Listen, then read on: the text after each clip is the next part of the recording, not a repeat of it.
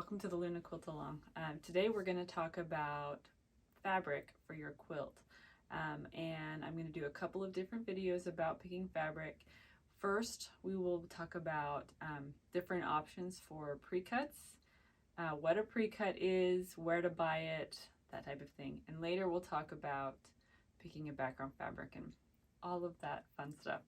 So this pattern is jelly roll friendly, fat quarter friendly, or scrap friendly, and I will be making 2 quilts during the quilt along. I'm going to make a quilt using a jelly roll, and I'm going to use this one right here. This is called Reverie from Melody Miller for Ruby Star Society. It's really pretty. And the nice thing about a jelly roll is that you get a 2.5 inch by width of fabric strip from each print in a fabric collection. And sometimes there'll be duplicates if the fabric collection has fewer than 40 prints, which most do. So usually there are a few duplicates in the jelly roll. But the nice thing is that this gives you a lot of variety, and it gives you access to all of the prints in a collection for a lower price than buying a larger cut of fabric. Some things people don't like about them: the edges are pinked usually, which means that they're kind of ziggity zaggedy, which is kind of messy. But it also, when you are making this pattern in particular, it's really important that you get a 1/4 inch seam allowance, which we'll talk about later. But it's a little bit trickier to tell where the seam allowance should be when the edges aren't perfectly straight. So this is one option. Another option is to use a fat quarter bundle. So I am not going to use a fat quarter bundle this time around, but it is my favorite pre-cut. They're very useful. It's an 18 by 22 inch piece of fabric. So it's basically 1/4 yard, but instead of a thin cut, it's a shorter and fatter cut.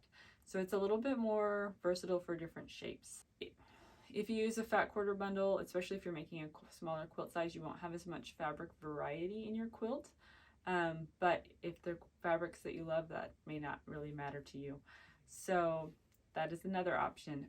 I'm going to be making a scrap version of the quilt.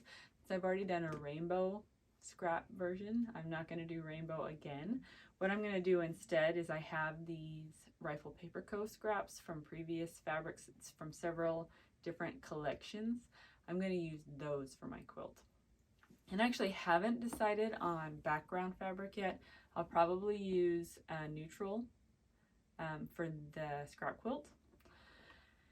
And I am thinking I might be daring and use a colored speckled print for the jelly roll quilt, but we'll talk about that later. Once I have my fabric picked out, I'll walk you through why I picked those fabrics and what to look for in a background fabric, what may work or not work depending on your fabric selection, and all of those fun things. So I hope that gets you started. On kitchentablquilting.com, you'll find a list of recommended places to buy fabric. These are shops that other people recommended. I always recommend trying to buy from small business owners, since I'm a small business owner myself. If you're a new quilter, go into a local quilt shop and touch some of the fabric, because different fabric companies, the fabric feels different, and you may like or dislike different things about different fabric companies' fabric. Some are stiffer and thicker, some are thinner, some are softer. Just find what works for you, because texture is really important in a finished quilt. And the best place to do that is in your local quilt shop. Some of the shops will have more variety. Some shops have a more curated fabric selection, which you may like. They may not have many options, but they may be all options that you really like. And sometimes those are my favorite types of shops to buy from. Some shops put together their own bundles. That's different prints from different designers or collections or manufacturers that they think go well together, and those can be really fun, because that will make your project a little bit more unique. We'll go through all the steps: cutting, picking background fabric, backing, binding, all of those things very soon.